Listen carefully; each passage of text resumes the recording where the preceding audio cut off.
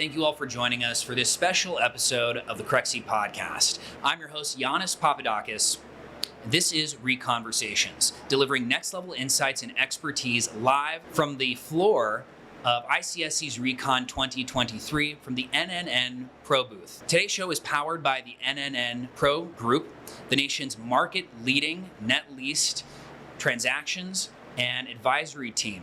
And today we are thrilled to be sitting down with Mike Locey, Chief Development Officer at Twin Peaks. A little bit about our guest. Mike Locey has over 40 years of experience in the restaurant industry, combining a broad range of skills and positions, including Director of Operations, Director of Franchise Services, and Director of Development, overseeing franchise acquisitions, restaurant dispositions, workouts, and asset management. He's a graduate of Franklin University with a Bachelor of Science degree in Organizational Leadership and a Master's degree in Business Administration.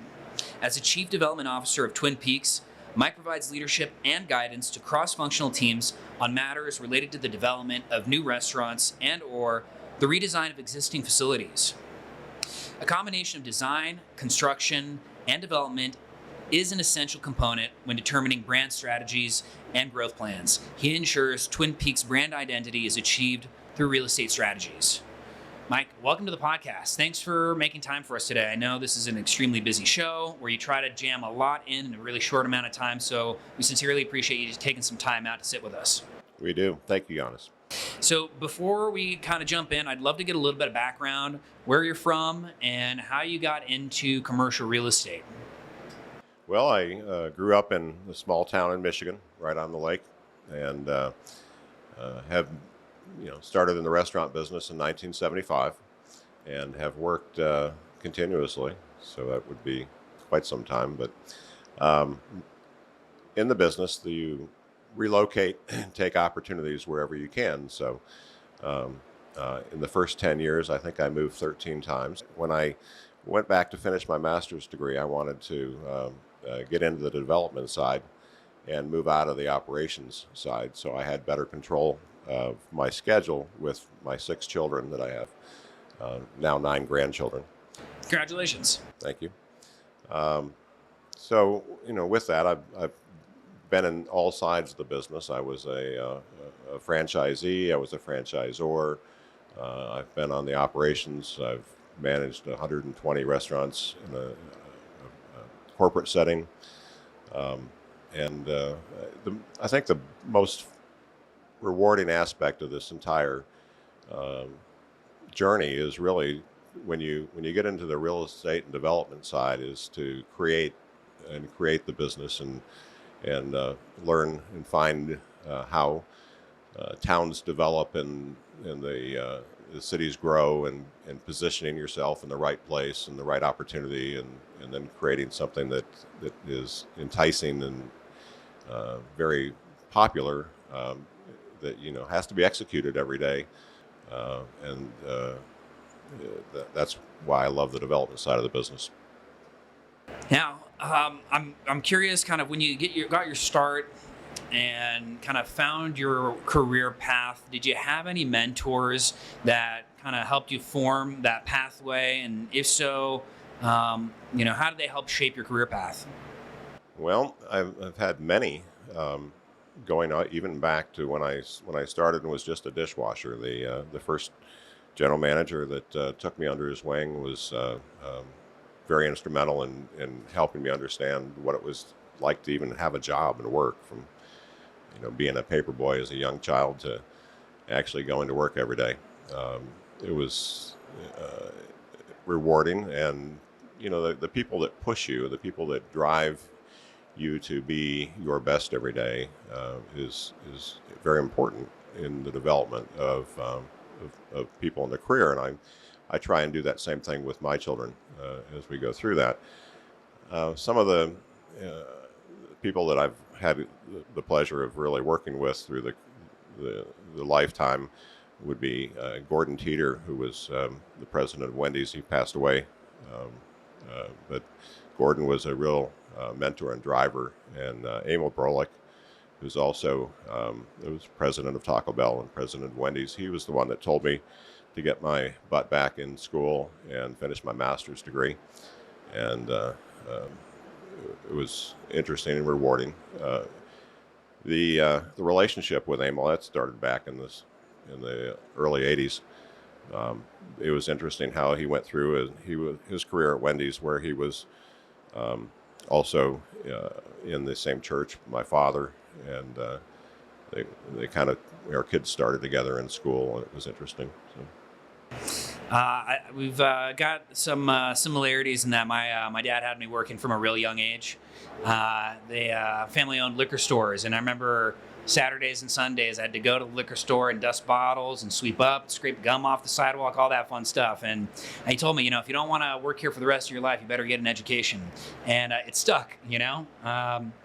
Were there some lessons that you learned early on that became invaluable going forward that really stuck with you? I think the things that I really picked up was to try and read the read the business in a way that you can see into the future as to how things are developing and how people use your products and how they adapt to the different layouts, the colors, the tones, the styles. And when we open up a new concept or a new restaurant with the thought process of making all this happen, it's rewarding this kind of at grand openings to sit back and watch how customers use what you built for them in a way that really makes them feel good and makes it work. So that's probably what I would say is one of the things that I've learned through the years is to step back and assess what your intentions were, and from that you can learn what mistakes you might have made or how to improve upon it.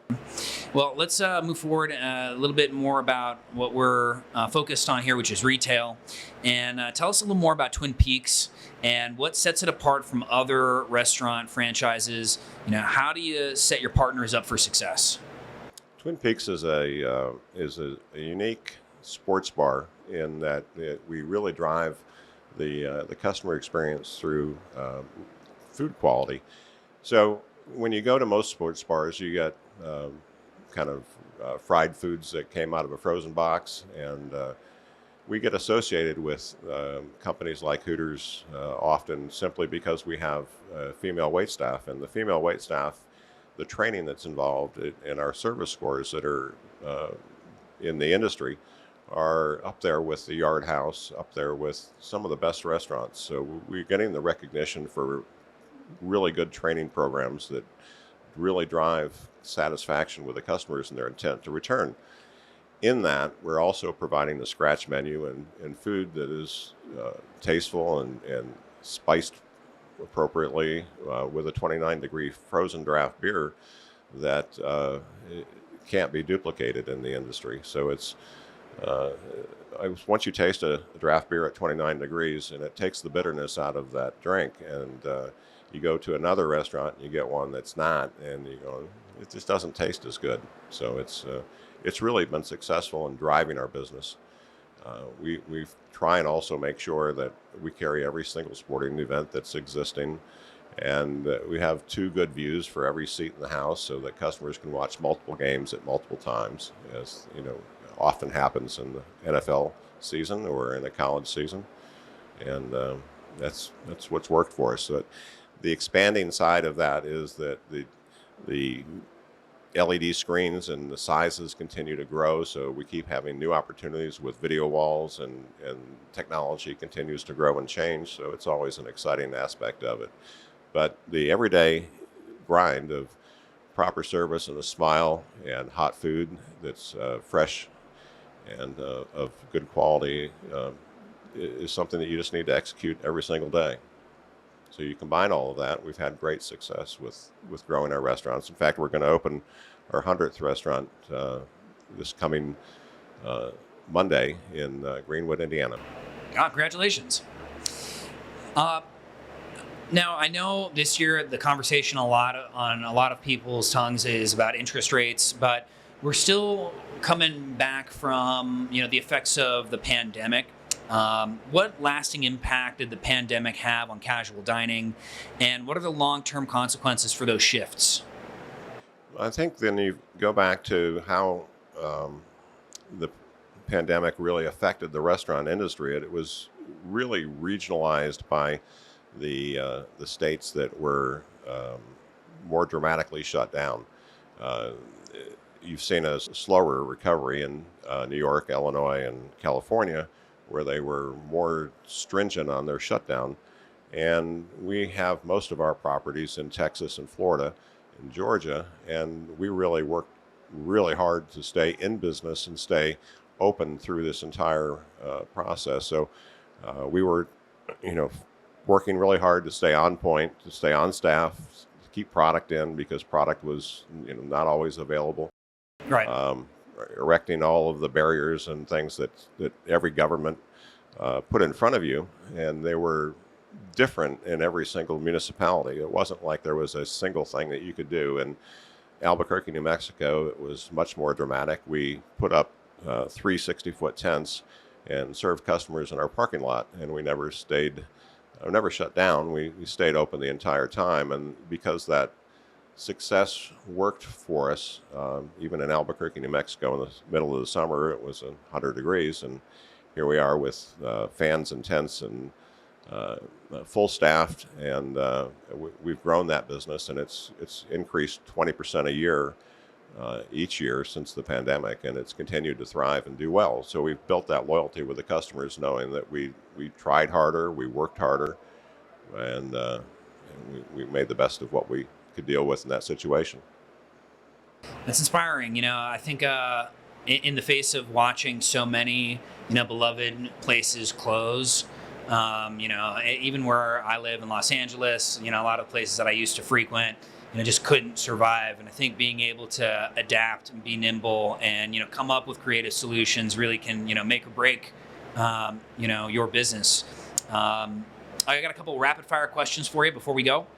I got a little bit of a Brewster's Millions question here for you. If you were given $50 million today and had to invest it immediately, what would your go-to asset type and location be, and why? It would be real estate in Tampa. Tampa. Tampa is growing, and Tampa is a vibrant, growing, becoming younger city every day. I think you're going to see that really explode. Favorite tool or software you use on the job? It's got to be the cell phone, just because you're so mobile and you're everywhere. So, just to stay connected 7 days a week, 24 hours a day. Is there what is a highlight transaction that you've worked with the NNN Pro Group on recently? I think what I enjoy working with Glenn and Alex on is that they're very connected to the business, and they're very quick to respond. We have worked together for years, and we really don't need to start fresh every time. We've got a system down, and they are the best in the business when it comes to reinvesting in the properties. We put a Sarasota property on the market, and within 3 weeks we're ready to go to letter of intent and go into contract. So they've been very responsive, always responsive, and they're kind of like I am. They're 24/7. So we continue to get it done, and it happens, and it's seamless, and that's why we continue to do so. And what is the most common misconception about your job or industry? Then the most, I guess, if you look at the restaurant industry, the most common would be that it's not a real business. It's kind of like a mom and pop type situation where you a lot of company people, and everybody can cook, and everybody thinks they've got the right idea, but it is very, very technical, and it's very refined to be able to come up with the right recipes that work across the board, getting the right product in the right place at the right time, and hiring and training. And it's a people business, so you've got to constantly nurture and grow your staff and make them feel good. And if you treat them well, then they treat your customers well.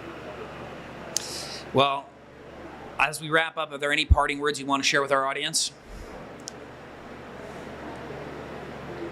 How about come into Twin Peaks and try our 29 degree beer on draft? Come into Twin Peaks restaurants and have a nice cold 29 degree draft beer, and you'll never want to go anywhere else again. Excellent. Well, thank you again for joining us and sharing your insights. Really appreciate you making the time for us. And where can people find you online if they want to get in touch? Email, social media, website? Mike Locey at Twin Peaks Restaurants, and it's mike.locey at tprest.com. Excellent. And thanks again for joining us. And thanks to everyone who tuned in to today's ReConversations powered by NNN Pro Group. A special shout out to our friends at the NNN Pro Group for hosting us at their booth at ICSC. As mentioned earlier, NNN Pro Group is the market-leading net lease investment sales and advisory team in the country. To learn more, visit nnnpro.com. And if you enjoyed this episode, visit go.crexi.com/podcast and get the next episode delivered directly to your inbox. You can also check out our YouTube channel where you can see videos of our podcasts as well and recordings of each episode.